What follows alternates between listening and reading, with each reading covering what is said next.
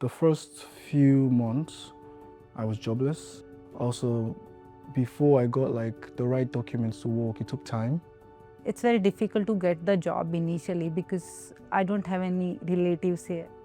Because of language barriers, I couldn't even make a sentence. Late of 2020, my father got diagnosed with the COVID-19. 2-3 months, he just passed away. I just lost my mentor. Regent College London helped me a lot to build my self-esteem, my confidence. I think my calling is making a difference in somebody else's life.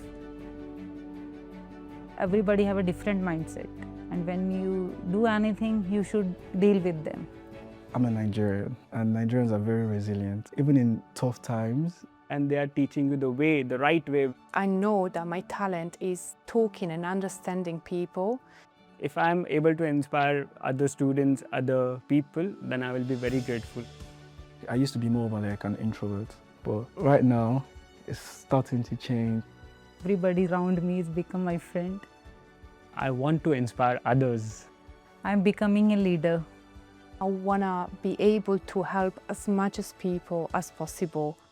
You never stop learning. You can always improve yourself and learn something new.